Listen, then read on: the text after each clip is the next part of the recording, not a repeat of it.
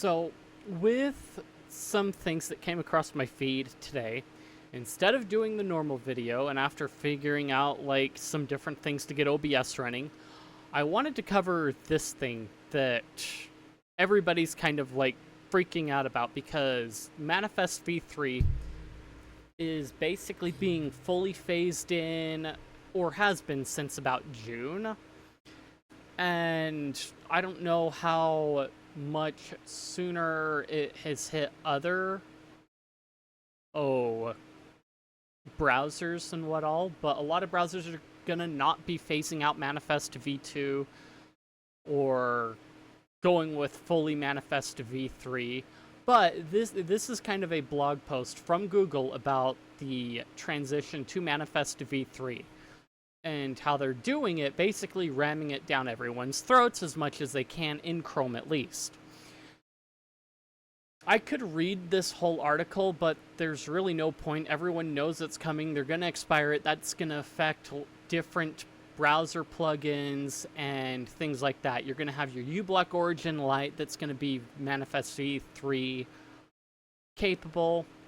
I think a big part of it is, let's see, completing migration, covering everything you need to know.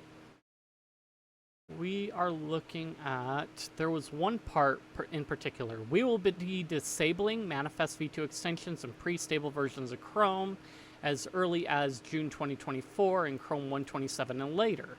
Users impacted by the rollout will see Manifest v2 extensions automatically disabled in their browser and will no longer be able to install v2 extensions from the Chrome Web Store. This is the important part. So you won't be able to continue to install them from the Chrome Web Store. Also, Manifest v2 extensions will lose their featured badge in the Chrome Web Store. But that's not important. What I want to talk about is what options do you have to continue to use your favorite extensions that you've been using for the longest while. So if I go and I look, I can like type here and keep track of my keys.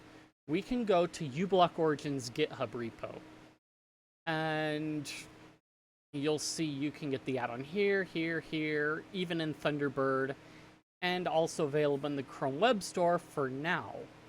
Extension may soon no longer be supported on that. So, one important thing to be aware of is it's in the Web Store. They can still continue to develop it for Chromium-based browsers like Opera or Edge, but it won't be supported in the Chrome Web Store.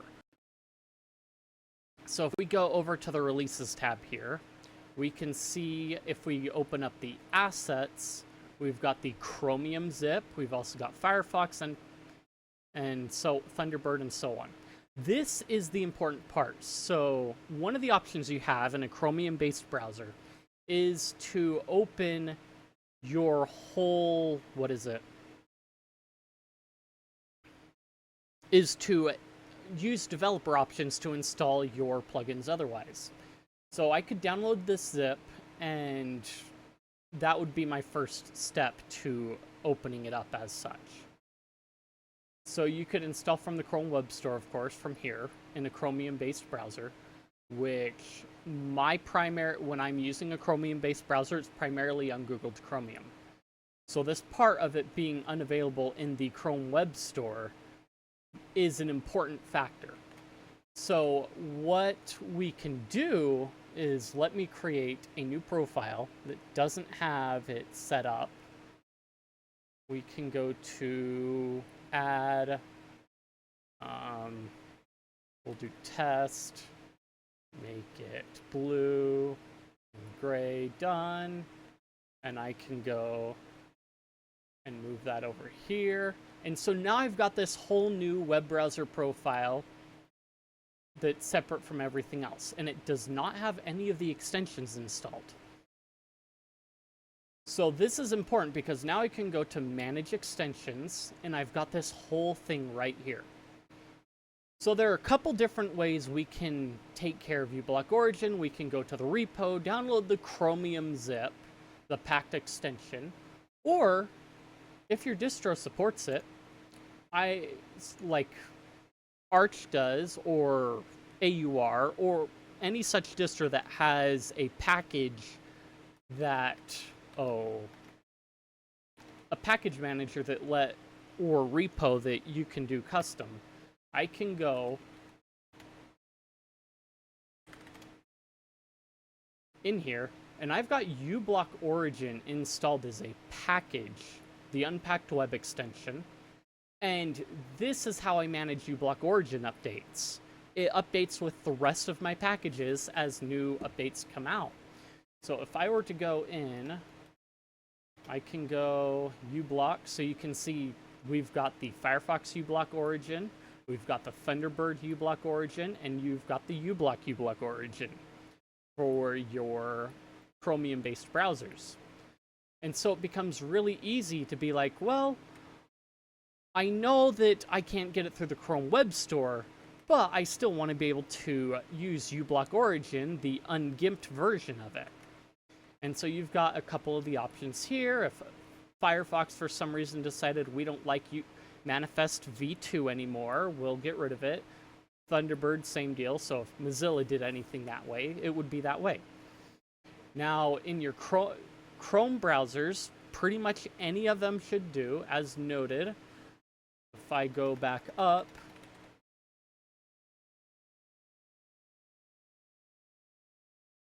you can see, ungoogled Chromium here. For some reason, it doesn't say it's installed. Or wait, no, this is local. Okay, yeah, it is installed. So I've got ungoogled Chromium here. You've got your uBlock Origin, and then your Chromium extension web store. So I can install web store extensions if I really want to because of this extension here. But the ungoogled Chromium is what I'm primarily using. I can again go and look for Chromium, and I've got a whole set of stuff like Browser Pass Chromium, Chromium BSU the game, Chromium, which is the somewhat like Googleified one. You've got your Widevine, otherwise, Wayland Chromium, patches. So you've got a couple different options with how you're running Chromium, or any other Chromium-based browser.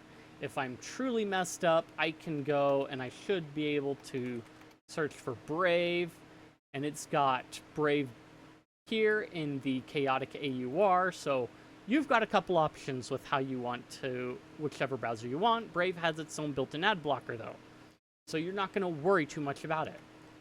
But we're here to manage our own extensions. So we can go developer mode, and we want to we can load a packed extension, which we would then point to, let's see. Oh wait, no, that's pack extension. So load unpacked, we can update and load unpacked extension. So we'll need to unzip the extension, and then from there we'll click load unpacked extension. Now the way I have it installed, where's my root? Where's my root? I believe it was in OPT, was it? Nope. Give me a second to find it. Okay. User lib uBlock Origin, and then I believe we should be able to select this folder here, and you can see uBlock Origin is already set up. So we can check the errors here. Manifest version v2 is deprecated and support will be removed in 2024. So it's going to complain about this for a little bit, but it should mostly be fine.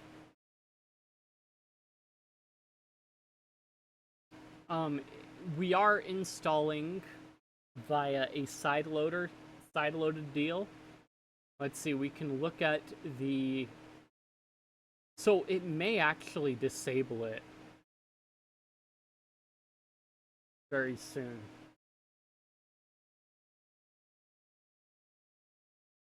So if we were to open it here, paste E.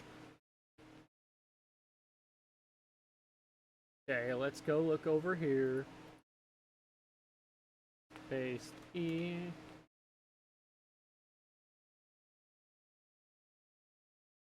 Huh. Oh, wait, no. That's right.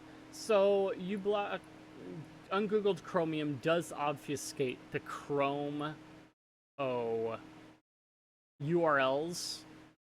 So it doesn't link directly to it. So anywhere that it would have like your normal Chrome developer stuff, it's gonna get rid of it. So if I were to go and search in here for uBlock, we've got no search engines set up and so on. If I were to go into the new tab, I can click that, see. It just does a lot of character replacement. But yeah, it's going to complain about errors. Supposedly it says support is going to be phased out, but it still seems to work right now. I haven't seen any issues with it, but when you don't want someone to manage your browser for you or your extensions, there is always an option. There's a developer mode.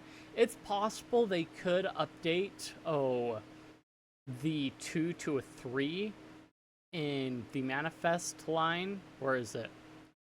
Right here. Just for fun. And you can still install it manually.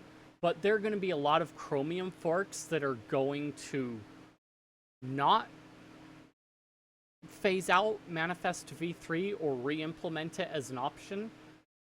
And again, they're going to say, oh, we're phasing out v2 for security, but a lot of it comes down to Manifest v2 has too much control over the stuff we can do on what's displayed on the web browser and rejecting certain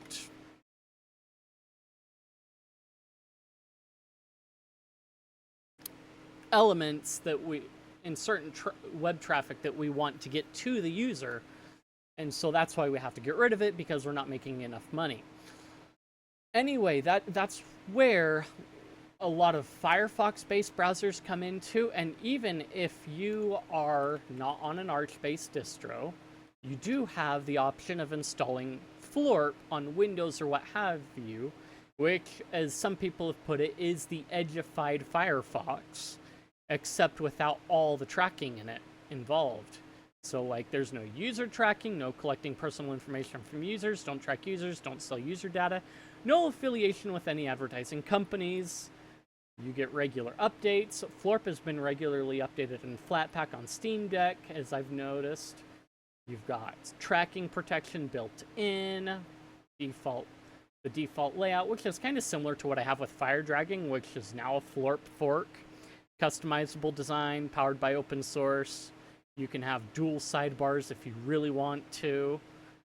Like, if you're looking for a browser that can do it, there are some hiccups that I've noticed when I'm trying to go to certain websites that just don't seem to work, and I haven't quite ironed out what's going on with it. But take control of your browser. Don't let let some company decide what you're doing. I've seen so many people with their Chrome, they log into their Chrome and they get so used to having everything tied to their Google account that when they start browsing on another computer, they have to log in.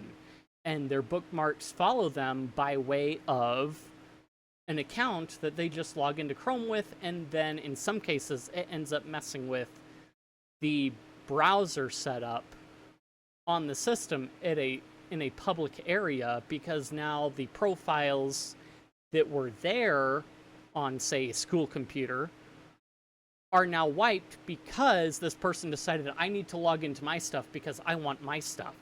But then their stuff may no longer work because of Google deciding to update to phasing out Manifest v2.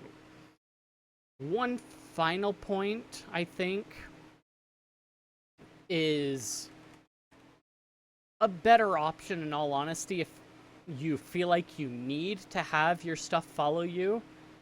And this may be harder depending on the system that you're running and the policies thereof of the computer you're running in current year versus in years past when I was, like, say, in high school, is having a more portable environment that you can carry around with you, because now it becomes more private to you and you're not giving that data to every Tom, Dick, and Harry It's just the people that are spying on you, on the network that you're on, like your school and so on, that can see what requests you're making, but not necessarily the all giving it to Google as well and keeping track of everything for you.